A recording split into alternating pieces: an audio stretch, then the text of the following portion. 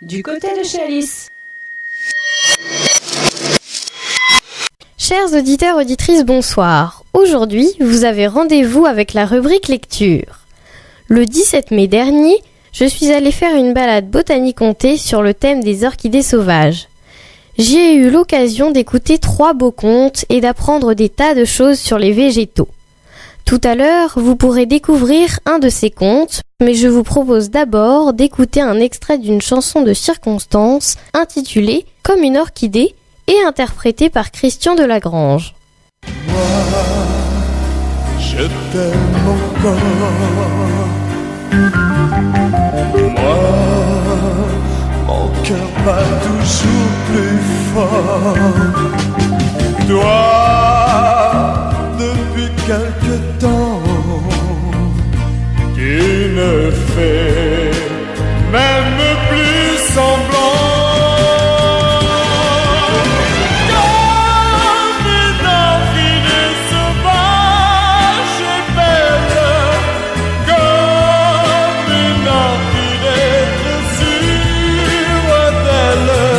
Tu n'es plus dans mes bras la nuit, une fleur sans parfum et sans vie. Vous voici de retour dans Du côté de chez Alice sur Radio Prévert et vous avez à l'instant entendu un extrait de Comme une orchidée de Christian de Lagrange. Il y a quelques minutes, je vous parlais des récits de Stéphanie Hauteville qui nous a emmenés en promenade botanique-contée à Saint-Pierre-du-Lorouër le 17 mai dernier. Elle a gentiment accepté de répondre à mes questions. Écoutez sa réaction lorsque je lui ai demandé d'expliquer en quoi consiste le métier de conteuse. Oh là là, c'est une grande question. Eh bien, je puise dans la mémoire, dans la parole conteuse, ce que j'appelle la parole conteuse, donc les contes qui existent déjà depuis bien longtemps, sur un thème qui me préoccupe, soit je suis en propre écriture. Mais de toutes les façons, même si je lis un conte pour le rendre, il va falloir le digérer et il ressortira avec mes propres mots. Comment avez-vous découvert ce don de conter ? Eh bien, je suis tombée dans la marmite des contes avec les mots d'hiver. Les foyers ruraux de la Sarthe organisent tous les ans, en fin d'année, un festival de contes. Et j'ai commencé par monter sur la scène en tant qu'amateur. Et puis cela m'a bien plu et j'ai décidé d'être professionnelle. Passion, métier, comment qualifieriez-vous votre activité ? Oui, c'est un métier passion. Oui, tout à fait. Oui. On mêle la passion à notre activité professionnelle, oui. Pourquoi le conte vous plaît-il ? J'aime les histoires et aussi la musique des mots. Je suis touchée par le fait de porter les mots par la voix et puis de permettre, grâce à la voix, d'emmener le public dans l'histoire. Où et comment trouvez-vous cette imagination ? Alors, comme j'expliquais au départ, il y a une matière qu'on peut trouver dans les contes traditionnels ou autres.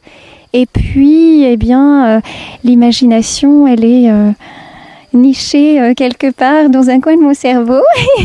Et puis, ça vient tout seul. C'est l'inspiration, comme on dit. Vous êtes sur Radio Prévert et c'est toujours Alice qui est avec vous. À l'instant, grâce à la conteuse Stéphanie Hauteville, vous avez pu découvrir un métier rempli d'imagination.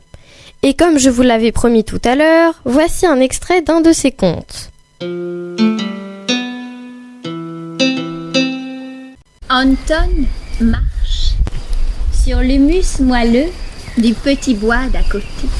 Depuis plus de 30 ans déjà, tous les dimanches après-midi de l'année, qu'il pleuve, qu'il vente, qu'il fasse soleil, Anton cherche des champignons. Bien sûr, certains d'entre vous me diront à quoi ça sert de chercher des champignons quand c'est pas la saison. Eh bien, Anton se souvient ce que son grand-père lui a dit le jour de ses 10 ans. Tu sais, mon petit, la vérité n'existe qu'à partir du moment où tu la vois. Anton, lui, ce qu'il a compris, c'est que si les gens pensent qu'il n'y a pas de champignons en dehors de la saison, c'est précisément parce qu'ils ne les cherchent pas. Alors lui, il cherche.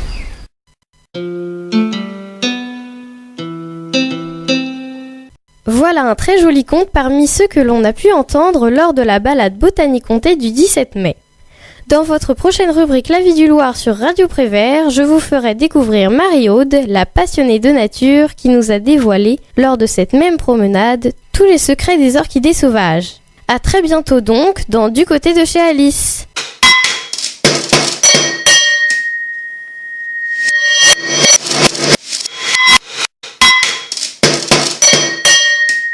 Du côté de chez Alice. Chers auditeurs, auditrices, bonsoir. Place aujourd'hui à la rubrique sur la vie du Loir. Comme promis et en lien avec la saison, nous allons nous intéresser aux orchidées sauvages de chez nous avec une passionnée, Marie-Aude. Elle va bien sûr nous parler des orchidées, mais d'abord elle explique ce qu'elle aime dans la nature.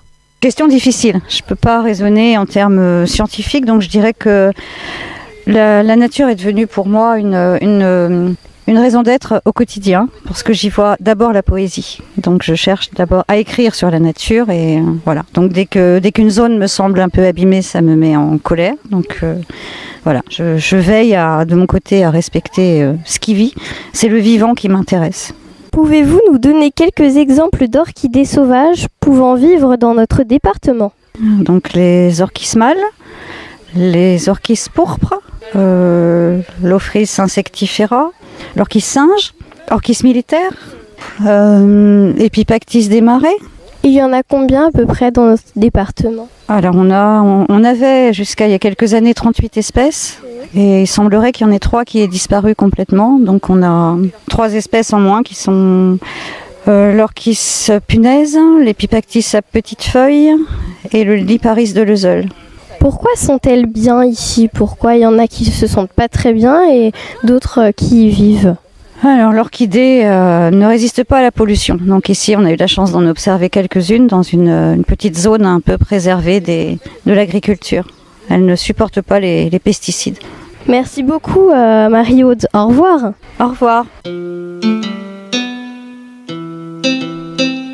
Comme vient de l'expliquer Marie-Aude, l'orchidée est une fleur fragile et il est préférable de se contenter de l'admirer plutôt que de l'accueillir.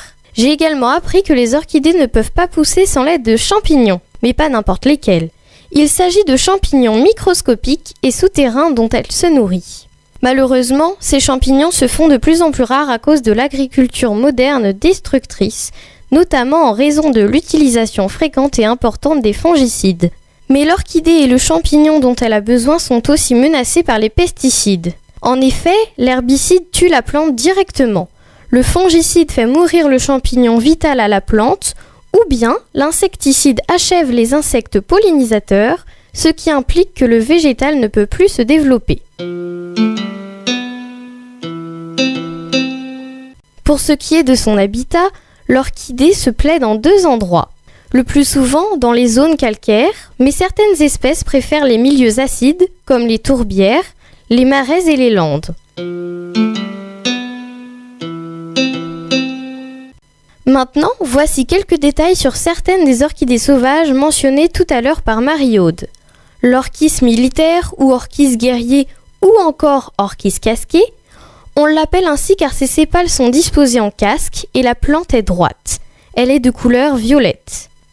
L'orchis mâle, cette orchidée est rose ou purpurine, c'est-à-dire d'une couleur proche du pourpre. L'orchis bouc porte ce nom tout simplement car elle a une odeur de bouc. Ses fleurs sont vert grisâtres, tachées de pourpre. Et enfin, l'Ophrys mouche a une couleur bordeaux à marron vert. Elle tient son nom de la forme de sa fleur qui a l'apparence d'une mouche. Pour créer ma rubrique, j'ai utilisé le site suivant, tela-botanica.org. Je vous retrouve la semaine prochaine pour une rubrique de tout et n'importe quoi, enfin presque.